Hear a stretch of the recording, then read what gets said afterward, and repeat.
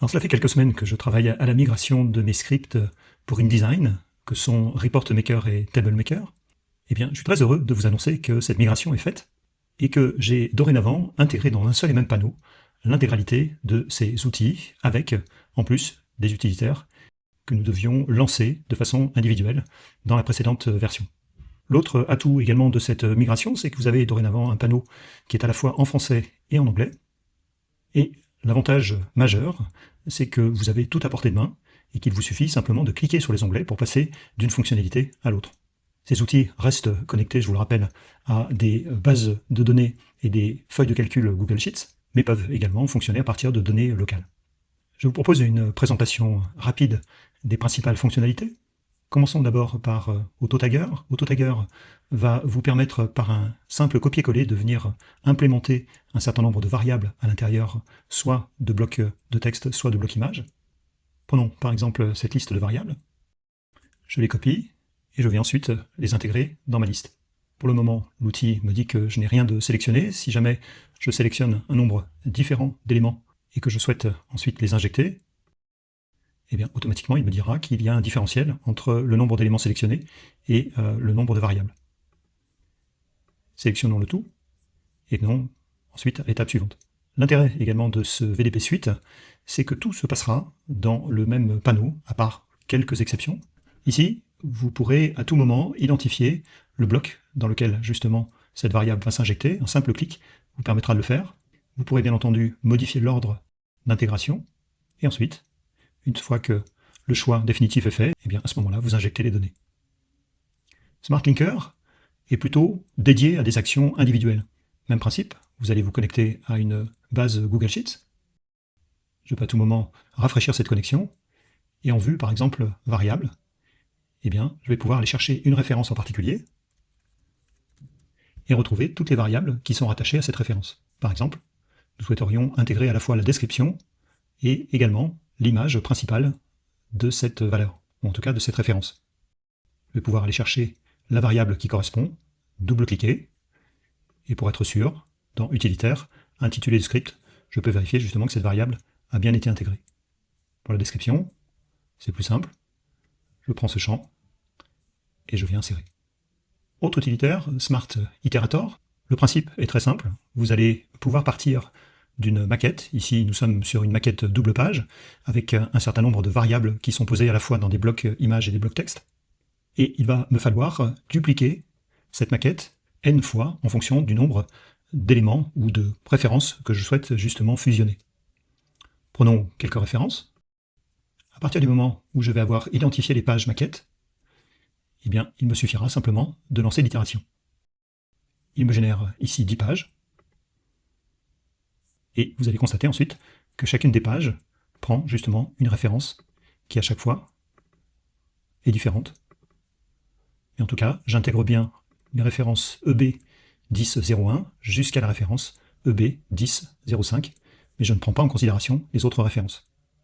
Logiquement, à partir justement de cette itération, je vais pouvoir par exemple passer à Report Maker, me connecter ensuite sur la base de référence, coller ensuite l'URL de partage, la plage également de cellules où se trouvent les variables, et ensuite télécharger les données. Actuellement, on nous confirme qu'il y a bien 2434 variables à l'intérieur justement de ce dictionnaire de références. Et ensuite, eh bien, je vais lancer la fusion. Je confirme. Et il m'avertit que la fusion est faite.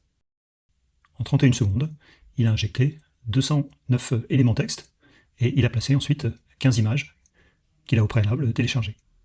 Cette migration m'a permis également à la fois d'implémenter des fonctions qui étaient déjà présentes. Par exemple, le reset du document va me permettre de retrouver non plus les valeurs, mais les variables d'origine. Il y a des utilitaires comme celui-ci qui va permettre de supprimer les images qui sont obsolètes, mais conserver bien entendu les images de base du document. Je vais pouvoir ensuite également déconnecter cet élément, c'est-à-dire avoir une copie, donc une version qui ne serait plus connectée à la base. Et malheureusement, bien entendu, c'est le principe de la déconnexion. Cette version ne pourrait plus faire l'objet de mise à jour, ce que propose, à contrario, une version qui est connectée.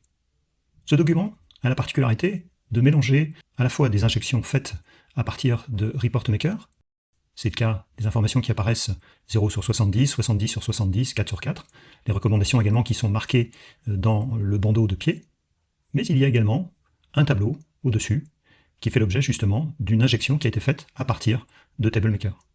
Alors, la nouveauté, c'est que à tout moment, même si le document a été coulé, enregistré, vous allez pouvoir revenir dans ce tableau et automatiquement le tableau va être reconnu, la source également, si bien entendu vous êtes en mesure de pouvoir vous y connecter. Et ce qui est intéressant, c'est que vous allez avoir en fait une mise à jour qui peut se faire à deux niveaux. Soit vous allez rafraîchir les données, mais vous pouvez également à tout moment interroger justement les critères qui ont été utilisés dans ce tableau. Par exemple, ici, un filtrage qui se fait sur une catégorie particulière. Changeons par exemple de catégorie, et je vais pouvoir ensuite régénérer ce tableau. Mais ce n'est pas tout, vous pourrez aussi passer à une mise à jour un peu particulière. Par exemple, le fait de pouvoir, ici, retourner à la mise en forme, avec notamment des critères qui sont liés à des feuilles de style de paragraphes, qui eux-mêmes contiennent par exemple des styles grep, ce qui va permettre de venir associer ces styles de paragraphes à une mise en forme particulière. C'est le cas ici, on va chercher une feuille de style alerte spec, et on vient ensuite l'appliquer à un champ particulier, une colonne particulière de ce tableau, qui est ici le champ spec. Mais je pourrais très bien venir sélectionner le nom du produit, et ensuite j'applique.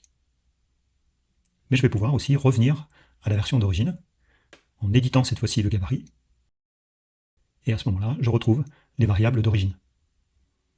Je peux par exemple ici demander à n'avoir aucun filtre, et d'intégrer les 70 données d'origine, et ensuite je valide. À nouveau, comme il s'agit d'un nouveau coulage d'informations, eh bien, je peux repréciser si je souhaite ou pas mettre en forme certaines valeurs de ce tableau. Passons cette étape. Et les données sont ensuite intégrées dans ce tableau.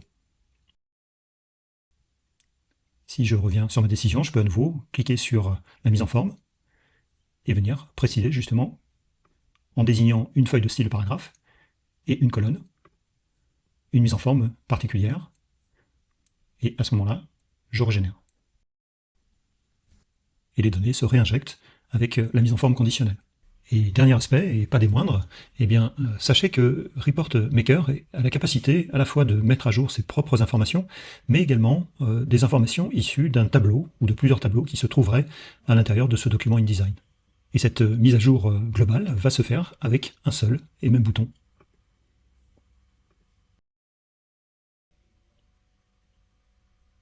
Il m'indique alors qu'un tableau connecté a également, lui aussi, été mis à jour, en plus des données standards qui se trouvaient à l'intérieur des pages de ce document.